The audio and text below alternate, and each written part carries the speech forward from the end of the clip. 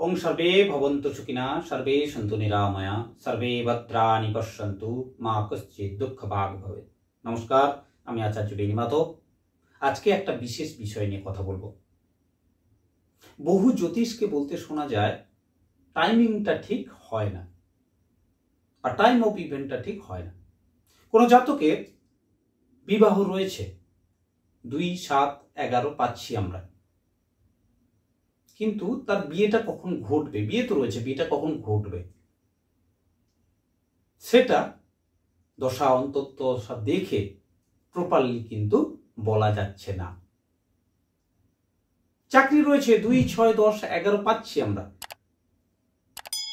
কিন্তু দশা অন্তর্দশায় গিয়ে আমরা ডিসাইড করতে পারছি না কোন দশাটাকে নেব, কোন অন্তর্দশাটাকে নেব, কোন প্রত্যন্ত দশাটাকে নেব, প্রাণ দশা সূক্ষ্ম দশা, এটা ডিসাইড করতে পারছি না।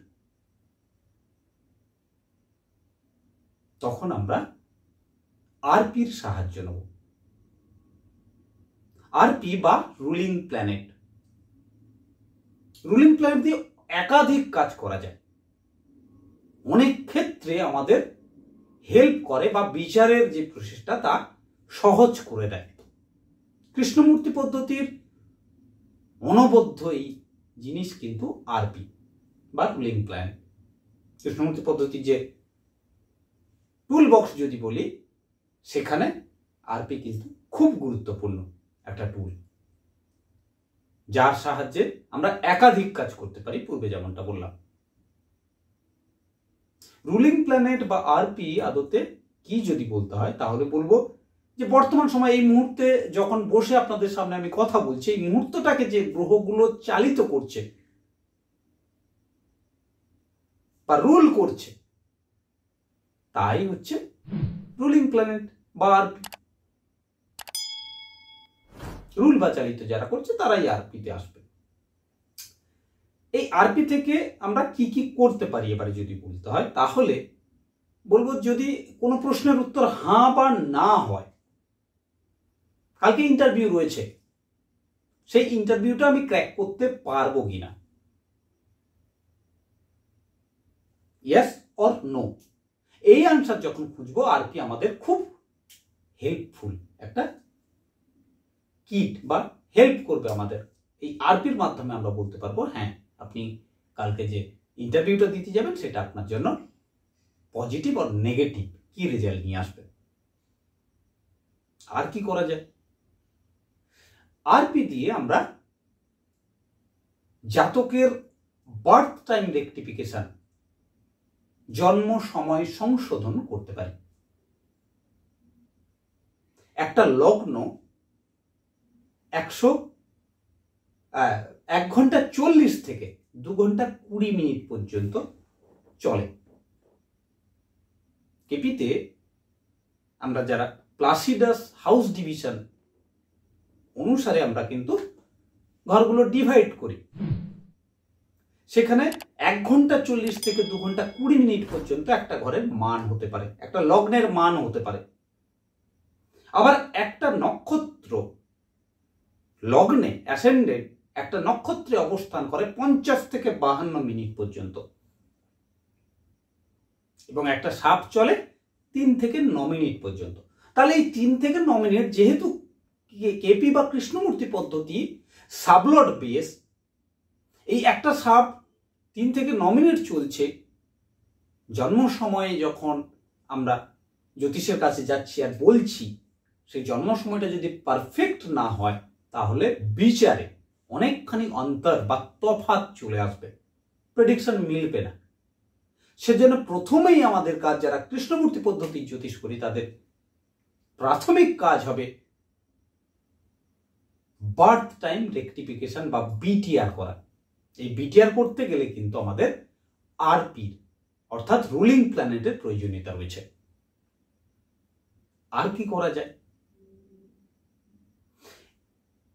এই বিবাহের কথা বলছিলাম, দেখা যাচ্ছে রবি দিচ্ছে, বুধ দিচ্ছে, শনি দিচ্ছে, বৃহস্পতি দিচ্ছে, একাধিক গ্রহ 2, 7, 11কে কানেক্ট করেছে, 5টা 6টা প্ল্যানেট চলে আসছে। এদের মধ্যে ফলদায়ী গ্রহ ফুল প্ল্যানেট কোনটা হবে সেটা নির্বাচন করব কি করে, আদতে ঘটনাটা কে ঘটাবে, ফলটা কে দেবে, তা কিন্তু এই আরপি থেকে আমরা শর্ট আউট করব। এছাড়া ভাব সাপেক্ষে, একটা ভাব সাপেক্ষে কোন গ্রহটা শক্তিশালী এবং কম শক্তিশালী তা নির্বাচনও করব কিন্তু এই আরপির মাধ্যমে। 4 ধরনের সাধারণত কাজ করি আমরা। বার্থ টাইম রেক্টিফিকেশন করি এবং সেই সঙ্গে সঙ্গে ঘটনাটা কখন ঘটবে তার নির্ণয় করতে পারি। হ্যাঁ বা না, ঘটনাটা ঘটবে কি ঘটবে না তাই আরপি বলে দিতে পারে, এবং শক্তিশালী গ্রহ এর মধ্যে কোনটা তাও নির্ণয় করি আমরা এই আরপি থেকে। চলুন আরপি এবারে বা রুলিং প্ল্যানেট কি করে তৈরি করব তা দেখি। চলুন বোর্ডে আমরা বোঝার চেষ্টা করি আরপি আদতে কি, কেমন করে তৈরি করব তা। কেএস কৃষ্ণমূর্তিজি আরপিতে 5টা বিষয়কে নিয়েছেন বা ইনক্লুড করেছেন, কিন্তু পরবর্তী সময়ে আমরা দেখেছি বিচার করতে গেলে আরো 2টো বিষয়কে, যেহেতু সাবলট বেসিসে বিচার কৃষ্ণমূর্তি পদ্ধতি, তাই আরো 2টো বিষয়কে আমরা অ্যাড করেছি, অ্যাড হয়েছে পরবর্তী সময়। তো এই 5টা বিষয় কি প্রথমে দেখি। প্রথমে হচ্ছে ডে লট, অর্থাৎ যে দিনে দাঁড়িয়ে আমরা বিচার করছি, কোন একটা দিন পাবো, রবি সোম মঙ্গল বুধ করে 7টা যে দিন রয়েছে, 7টা দিন এবং তার অধিপতি গ্রহ। যদি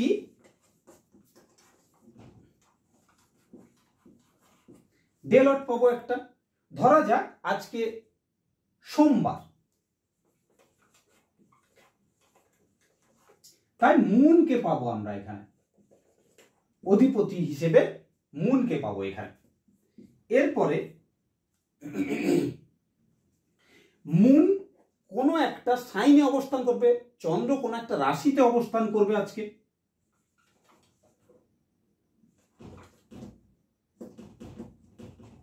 moon sign loan.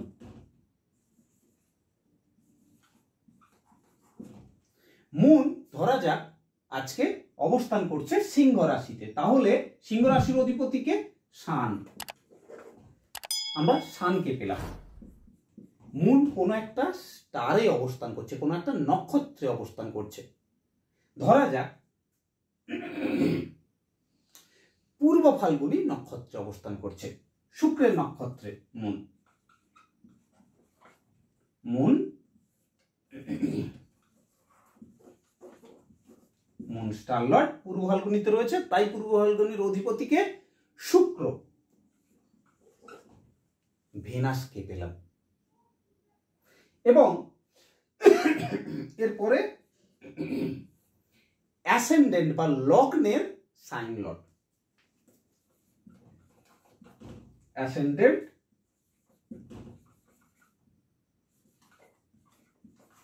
Ascendant sign lord. Ascendant আজকে ধরলাম মেষ চলছে, অর্থাৎ লগ্ন এখন মেষে, এই মুহূর্তে লগ্ন মেষে চলছে, মেষের অধিপতি গ্রহকে মার্স। এবং অ্যাসেন্ডেন্ট স্টার লর্ড,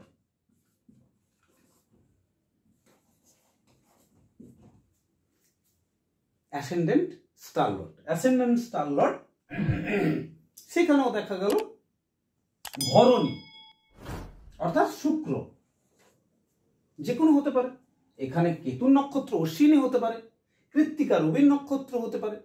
যেই মুহূর্তে আমি দাঁড়িয়ে বিচার করছি তখন সেই মুহূর্তে দেখব যে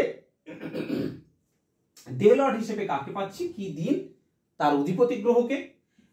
মুন সাইন লর্ড অর্থাৎ চন্দ্র যে রাশিতে অবস্থান করছে তার লর্ড, তার অধিপতি গ্রহ। মুনের স্টার লর্ড দেখব, চন্দ্র যে স্টারে বসে রয়েছে, যে নক্ষত্রে বসে রয়েছে তার অধিপতি গ্রহকে।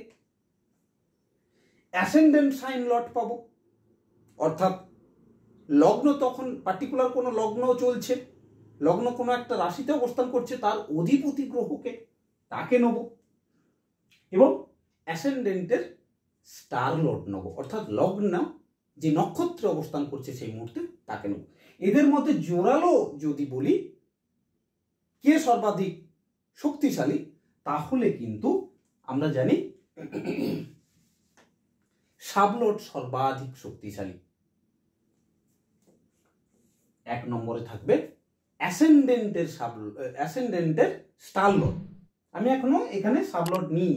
আরো যে দুটো পয়েন্ট বলছিলাম, এক্ষেত্রে সাবলট ইউজ করা যেতে পারে বা সাবলট নেব আমরা। অ্যাসেন্ডেন্টের সাবলট নেব,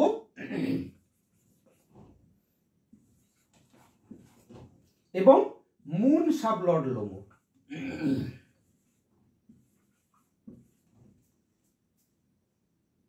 নক্ষত্রের তখন কোনো না কোনো লগ্নের তখন যে নক্ষত্রে অবস্থান করবে তার আবার সাবলট পাবো, আমরা উপনক্ষত্র পাবো ভাগ করলে। আবার চন্দ্রেও তেমনি উপনক্ষত্র পাবো আমরা। এখানে দুটো প্ল্যানেট চলে আসবে। আমরা যদি 5টা ধরে চলি, তাহলে সর্বাধিক শক্তিশালী কিন্তু এখানে লগ্নের স্টারলট, তারপরে লগ্নের সাইন লট দ্বিতীয় শক্তিশালী। 3 নম্বরে কে থাকবে?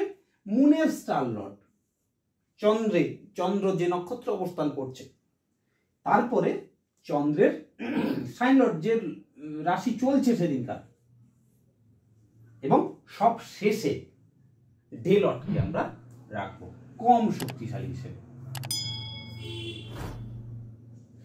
তাহলে আমরা এখানে যদি দেখি কটা প্ল্যানেট পেলাম, দেখি কি পেলাম। মন্ডে হিসেবে মুন পেয়েছি,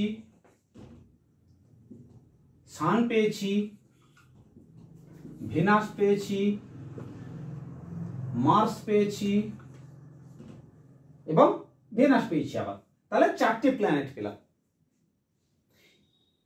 দেখা যাচ্ছে আরো একটা বিষয় এখানে, যে রাহু কেতুকেও আমরা ইনক্লুড করব, কিন্তু কখন সেটা?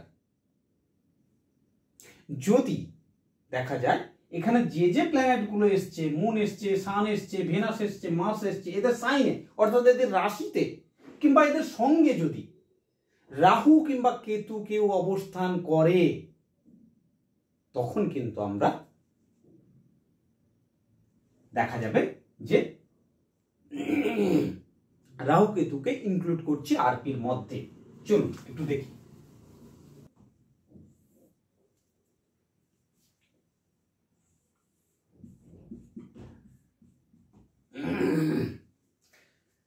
তাহলে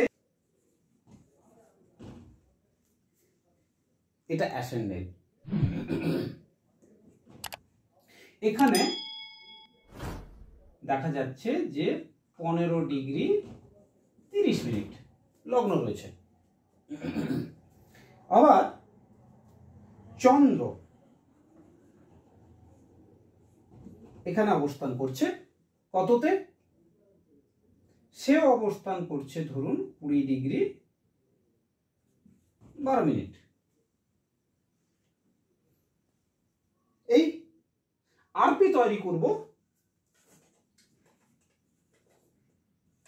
ডেলট মুন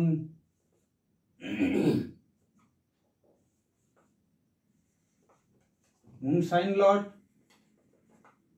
মুন স্টার লট, অ্যাসেন্ডেন্ট স্টার লট, সাইন লট, অ্যাসেন্ডেন্ট স্টার লট।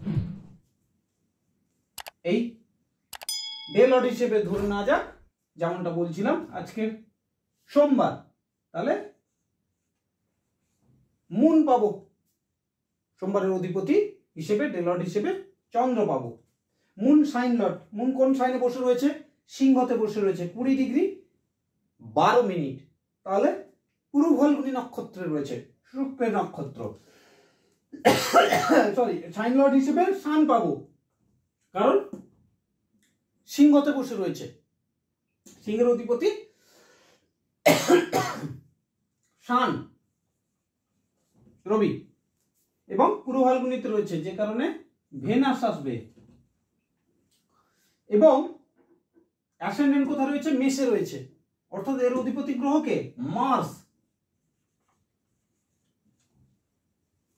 অ্যাসেন্ডেন্ট স্টার লর্ড 15°30' রয়েছে, এখানে 15°30' ছেড়ে দিলাম আমি, একই নক্ষত্র না রেখে, কমনই পাওয়া যায় সাধারণত, হয়ে যায়, কিন্তু 5টাও আসতে পারে।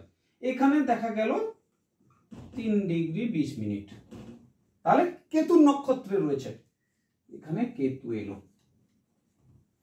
এছাড়াও এই রাহু কেতু নক্ষত্র ছাড়াও, রাশি নেই যেহেতু, আসার কোনো ইয়ে নেই, নক্ষত্র ছাড়াও কিভাবে আসতে পারে, দেখা গেল যে এখানে রাহু অবস্থান করছে,